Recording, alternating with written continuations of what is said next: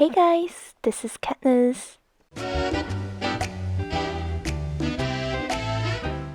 Can't believe the semester is over. I don't know about you guys, but for me personally, I feel like school just started yesterday. Well, in this video, I'm gonna talk about general education classes, including my own experience, and some suggestions and recommendations about which class you might like based on your own interest. I wrote a blog with similar topic, and this video gonna be a extension for that. And I will first go through the classes I listed in my blog, which is Stockbridge 171, Theater 130, and Theater 140.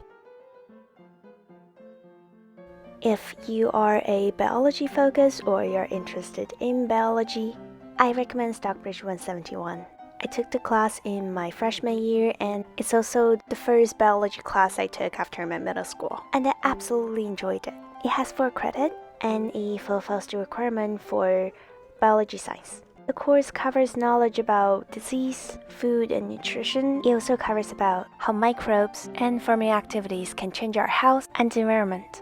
As a 100 level class, Stockbridge 171 focused more on the broadness rather than the depths. So the contents are not really hard, and it's amazing to realize that you can use whatever you learn in class in keeping a good diet, or explain about some common disease or common phenomenon. I know that some people might think the class is a little bit dry. Well, if you like subjects that are related to this, I'm 100% sure that you're gonna have a great time.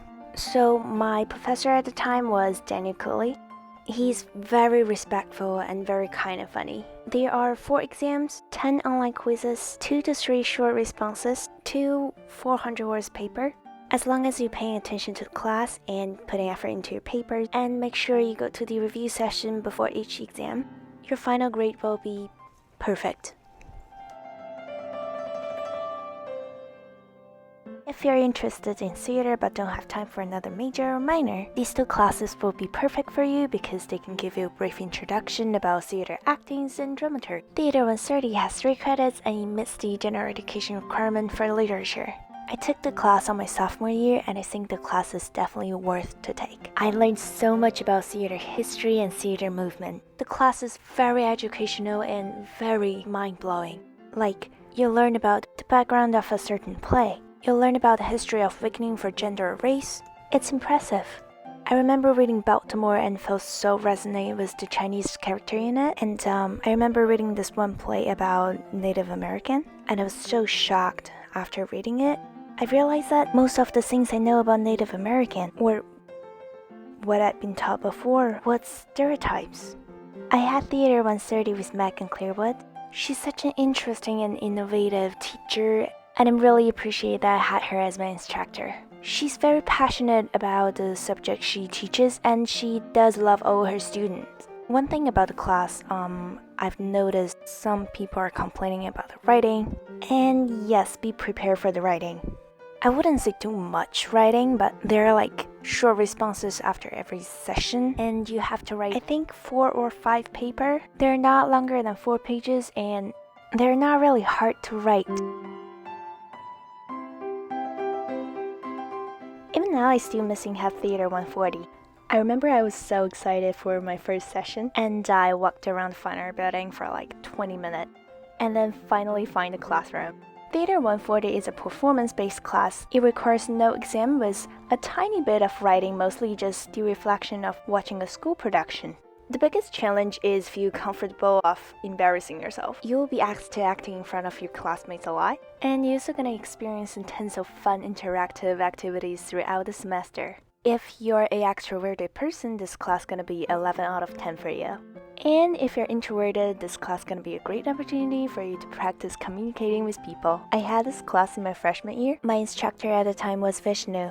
He is very ingenuous and provocative.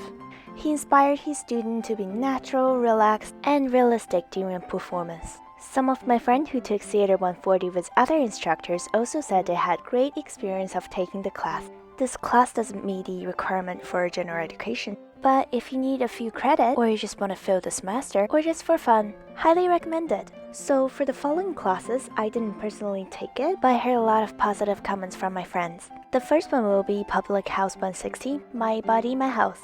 The class will introduce about health promotion, and it will also talks about stress management, nutrition, physical fitness, and etc.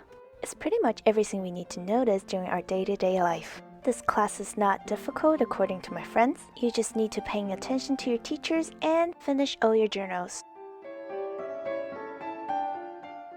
I think the name of the class already sounds cool enough.